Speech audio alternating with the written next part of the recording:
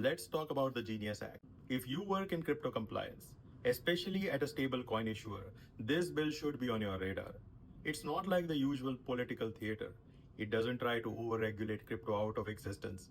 It is not soft either. What it does is simple. It draws a clean box around stablecoin issuers and says, you want legitimacy?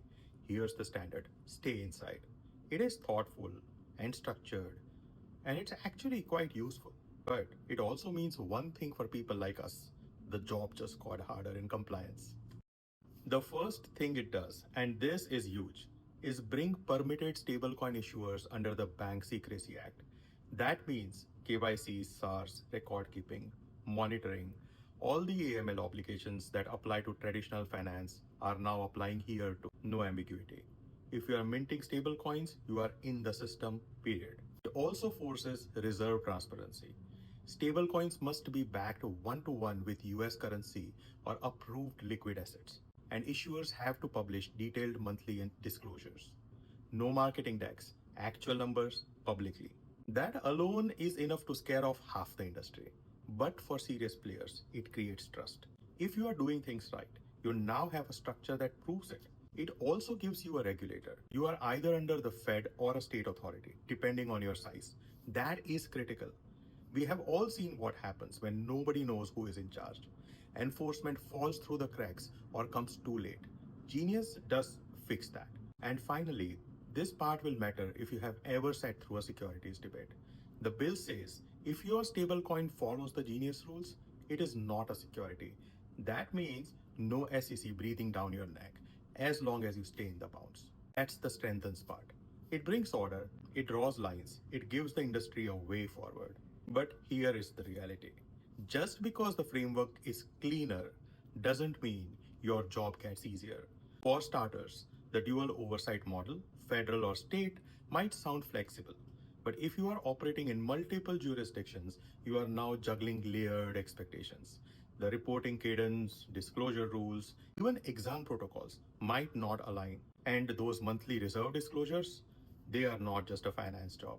They are a compliance and reputational risk. If you report late or your audit trails are not watertight, you lose credibility and possibly your status as a permitted issuer.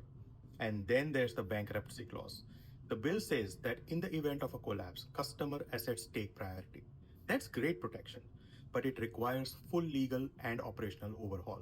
You need clear asset segregation, flawless custody agreements, real-time reconciliations. One mistake and you are in violation. Let's not forget the issue of staying exempt from SEC oversight. It only holds if you are 100% compliant with Genius. That means no drifting on redemption timelines, no experimentation with reserve asset types, no off-brand tokens sneaking into your system. One deviation and you are exposed. Again, cross-border operations add another layer. The Act encourages reciprocal agreements with foreign regulators, but it does not tell you how. If you live in Europe, Asia, or elsewhere, now you are navigating all these different rules and hoping they don't contradict each other. And don't forget governance. This act extends responsibility to anyone affiliated with the institution, including board members, agents, even your tech stack. If your custody vendor screws up, you are still on the hook. So yes, it strengthens compliance, but it doesn't simplify it. It raises the bar, adding more moving parts, leaving zero margin for error. So here's the bottom line. The Genius Act is a first piece of crypto legislation that actually respects both sides of the table. It wants to protect customers, but it also gives serious issuers a way to operate like real financial institutions. If you are in crypto compliance, that's good news, but not the easy news. Because even though this act draws a clear perimeter, the job of building what lives inside is still on us. Law won't tell you how to monitor tokens after issuance.